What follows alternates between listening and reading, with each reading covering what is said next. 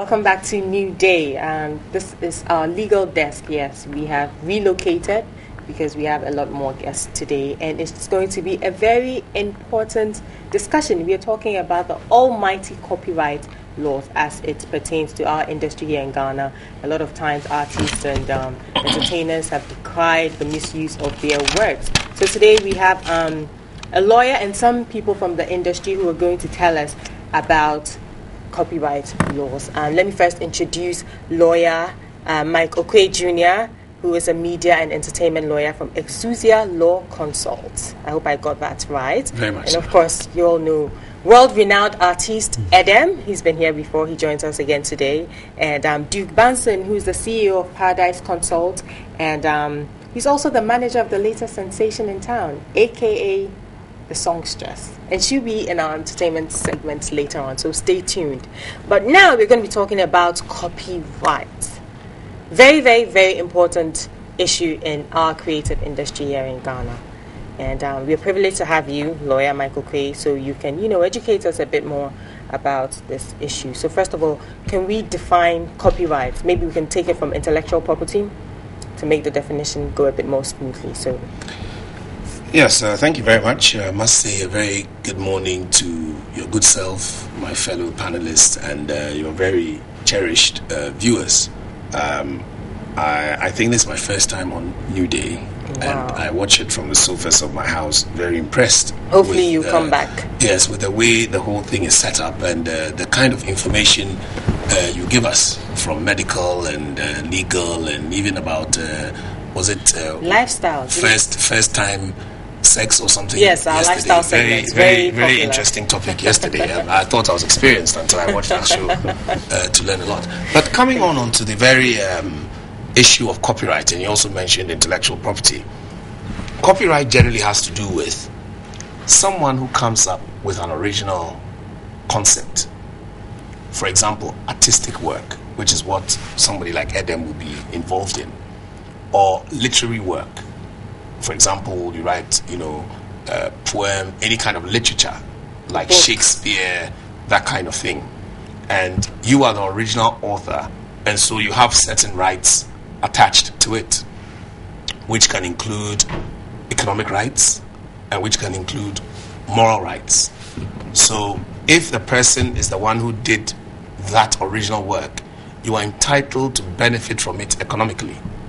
So that if, let's say, for example, Duke Banson has brought out an artist, like you told us, AK the songstress, whose new hit is all over the waves, and I like the song, I am not entitled to go and use it for public benefit or economic benefit without the permission of AK the songstress, who is the original author, via permission of her manager. Because she can still be the copyright owner without the same manager. But it has to go through a certain process. Then, of course, you mentioned intellectual property. A lot of people sort of misconstrue and interchange the two. But it's actually not the case. Intellectual property is the bigger basket, i.e. it includes things like patents, trademarks, trade secrets, all the various aspects of intellectual property, some of it not even registrable. Whereas copyright falls underneath that aspect with regard to looking at how it works. Because if you're looking at, let's say, trademarks, it's mainly to do with drawings and so on and so forth. Patents is mainly to do with things like methods, processes, machines, that kind of thing. But copyright is to do with kind of the imagination, creativity. So they are all various aspects under intellectual property, but they are not really the same. So for an artist, the one that would apply generally will be intellectual property, unless of course he wants to register his name as Igbe Edem, and so he's going to use it as a particular trademark, and even that one is to give him what we call business advantage over another person. Then this same person too can go ahead to put it under a trademark. If you have a patent, you have a trademark, whichever way you want to change it. If he patents it, then it means that he wants to use it, for example, in business, where he will have a competitive advantage over another. maybe Edem wants to bring out Edem trainers. Like, sometimes Reebok would have G Unit and so on and so forth. These are the various things that really, if we were to understand how these laws work, we would know that the artists have a lot to benefit from in these varied areas.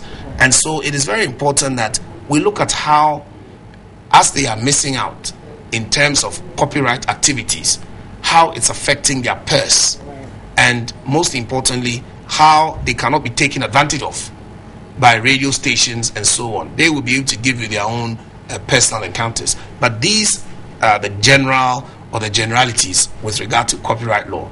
Copyright law is to do with the business aspect of the show.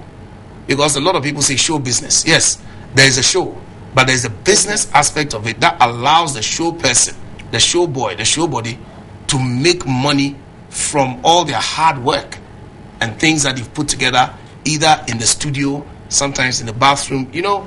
Artists, in order to create, they really don't sleep. They always have their phones to record a beat, record some ideas. I'm sure Adam can tell you more. So it's not easy. So after that, you need to be able to get some economic benefit from it. And that is what copyright deals with. And unfortunately, Ghana has not been able to put together the sort of chronological steps that would allow one person to be able to benefit from these things. Okay, in terms we'll of get into the law in a minute. Now, Duke, let me come to you. You have a record label. Yes. You manage artists and all of that. Yes. Are their works protected under copyright? Like, you make sure of that? Yes, I try as much as possible. But then, the lawyer just said, the structures are really not in place. Like, for instance, if they were in place, like, you wouldn't have a situation whereby, for instance, a terrible song will be played on radio over and over, because basically, if the radio station is paying for that song, it will compel artists to do good songs. Because if it has no commercial value, it doesn't make sense for that radio station to play that song. It's not going to play that song. So therefore, you don't have an individual DJ sitting there making decisions. So you're saying that because the radios have free access to these songs, they play whatever they want, whether it makes commercial sense or not.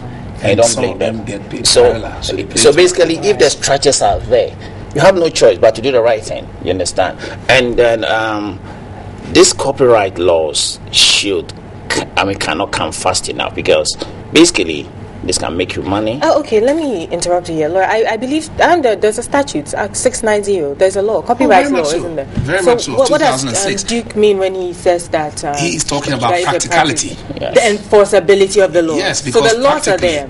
The radio stations, they rather get given money to play the songs, whereas it should be the other way around. And that is what he's saying, that if the radio station were the ones paying the money for the song, they will play songs that have commercial value. But is it not up good. to the artist to make sure of that?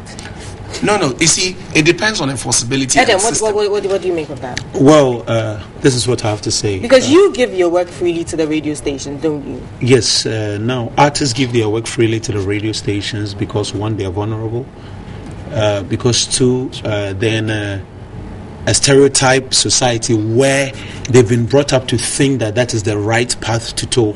So when you grow up into it, you are automatically structured mentally that everybody who came before me gives their music out to the DJ and pays for it. But for me as a lay person and every other artist who see it from a lay angle, copyright is basically a legal concept that is set by a government to protect the rights of somebody who creates. And then I look at the other side of the infringement being if that product that you put out is used illegally. And when I look across my country, I can comfortably say that everybody who is using the music is using it illegally. But we are comfortably sitting on our rights being infringed because it has become a norm for us. Okay, who is responsible for that though? Well, to a very large extent, it is the artist. Let me give you a case that I was involved in. I won't mention the name of the infringers, but the victims. Kwekuti and D Black. The Vodafone issue. Oh, I'm sorry. That's been dealt with. Yes. That's been dealt with. It's not in court, so we can talk about it. And that is the thing. In Ghana, we believe that, a lawyer is a lawyer. So put him in there. but we have lawyers who mainly specialize in media and entertainment law. And that is a very totally different concept than just regular law. You as a lawyer, you know that too. Felt he needed proper legal representation. So he wouldn't be in the position where he'll be exploited. Same thing with Duke, where he made sure with his artists there were right contracts, VIP, all of that. We worked on it. Right. So coincidentally, and they are all here as examples on the show. But we need to understand that when your right is infringed upon, it's up to you. You remember the recent one you brought to me a while back? Yes, people infringe. And after one or two letters, the people quickly backed down and they gave Duke his due. So people should understand that it is not easy, but it's doable. Now, you remember the recent brouhaha over the fact that if there's a Nigerian movie or an Edem musical that you want to show in a bus or in a coach, if you don't have a certain license, they won't allow you to show it. And a lot of people are angry. I mean, I've bought my own video and I want to show it in a bus. No.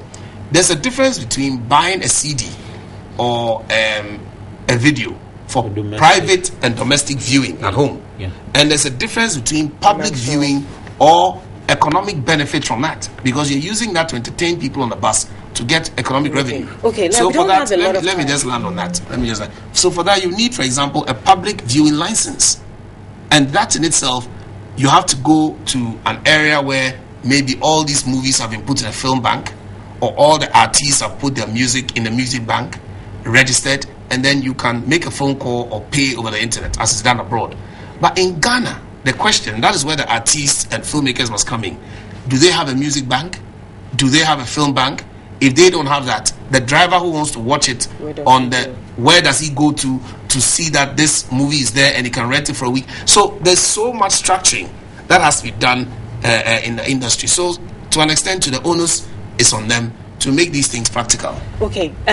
My director just told me that we don't have a lot of time, but we'll definitely continue tomorrow.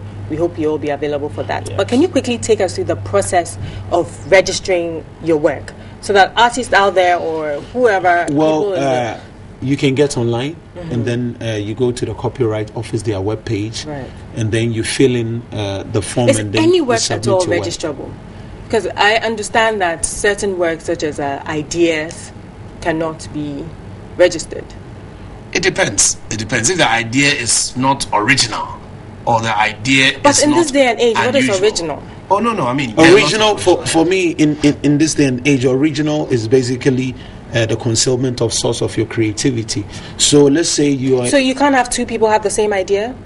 No, that's... You can have two people have similar ideas, but I don't think it will entirely be the same. That's why even on YouTube, there's content ID, where when I put a record and I upload it and I'm monetizing it, if it sounds like a similar song, YouTube is going to take it down. And if somebody goes to do a live band rendition of that song and they upload it on YouTube, the revenue comes to me. To you. Okay. So you as the artist, you create your work, you go on the website or to their offices and then you register it. You that register is the process. it, yeah. What happens after that? Well, I think that collecting the revenue is an entire issue on its own. Together. You can register the work, but getting the revenue to come to you is a whole different ballgame. Because usually when you're the artist in a country where you are not on a music label, you are serving as your manager, you are serving as the leader of your team, you are trying to get your brand out there. So I feel that once again, it must fall on the bodies. There's Coast Guard, there's Gumroad, there's Musica. They are the people who are supposed to stand in for us and have everyday administration to see to the fact that the people who are under their umbrella get revenue. So I don't think every artist single-handedly should get up and be chasing their royalties and their publishing rights and their copyright. Sandra, I was going to ask Duke that question, that because Duke is not just the manager. Paradise Entertainment is also a record label. Right. How do they get the money? The royalties, how do they attempt to get royalties for Does it work? Basically, the structures are not there. I don't care what anybody says that this is here. The structures are simply not there. And then we need government intervention. This has to be taken very seriously because, like I was saying, this can make the artist good money. It can even be left for... it can be left on as a legacy. Yeah, you understand. It can be treated as an asset. I mean, copyright is the structures are simply not there. The structures are simply not there, and basically there is no channel to collect your revenue. I don't care what anybody says. But you There's no mentioned channel. a very important thing that can be left on as a legacy. Yes. And that is one thing people don't Because it realize. can be left on it's from the original maker of the product for about 50 to 70 years. 70. Yeah, For 70, 50 in to Ghana's 70 law years. is 75 years. Okay. 75 years. If it's a group, then Yeah, it's yeah, 70. they can make it 75 years Yeah, because they yeah. know that it's not going to happen. And so 75 years means if you stayed on for 25 years, there's another about 50 years or so for benefits. And even to the extent where the author is not known. The first time that the song was played or the literary work was published, you have 75 years after that. Or the minute Okay. the author becomes known. Exactly. So these are all things that are there. But as they've rightly told us, when it comes to the enforceability, that is the most difficult Okay, area. we'll get into that tomorrow, God willing. Thank you, gentlemen, for your time this morning. I've had lawyer Michael Pay Jr., who's a media and entertainment lawyer from Exousia Law Consult. Mr. Duke Banson, who's the CEO of Paradise Consult, a record label, and also the manager of the latest sensation in town, AK The Songstress, who will be coming up on our entertainment segment shortly. And of course, Edem, you all know Edem, world-renowned artist. Thank you very much, gentlemen, for your time this morning. We shall continue with this discussion tomorrow.